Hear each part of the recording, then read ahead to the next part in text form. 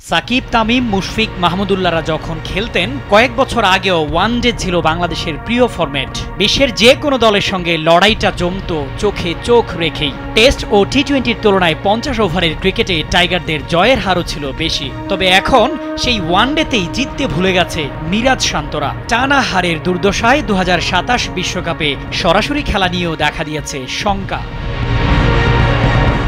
হিসাবটা স্পষ্ট, 2027 বিশ্বকাপে সরাসরি খেলবে র্যাঙ্কিংয়ের সেরা 8 দল, সঙ্গে স্বাগতিক দক্ষিণ আফ্রিকা, জিম্বাবুয়ে ও নামিবিয়া। দক্ষিণ আফ্রিকা যদি সেরা 8-এ থাকে তাহলে কোয়ালিফাই করবে সেরা 9 দল। বাংলাদেশ এখন আছে 10 নম্বরে, রেটিং পয়েন্ট 76 নিয়ে। ঠিক উপরে 9 নম্বরে অবস্থান করছে ওয়েস্ট ইন্ডিজ, তাদের রেটিং 80। এই ব্যবধান কমানোই এখন টাইগারদের সবচেয়ে বড় চ্যালেঞ্জ।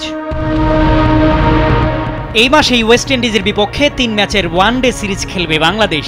ক্যারিবীয়দের হোয়াইট ওয়াশ করতে পারলে র্যাঙ্কিংয়ে তাদের টপকে 9 নম্বরে উঠে আসবে মিরাজের দল। তবে এখানেই শেষ নয়, ওয়েস্ট ইন্ডিজের সামনে আছে আরও ম্যাচ, সেখানে হারজিত মিলে থাকবে সমীকরণের মারপ্যাচ। তবে বাংলাদেশ সরাসরি বিশ্বকাপ খেলতে হলে এখন থেকেই জিততে হবে টানা, না হলে 2027 বিশ্বকাপের কোয়ালিফায়ার খেলার লজ্জা মাথা পেতে নেয়াই হবে একমাত্র পথ।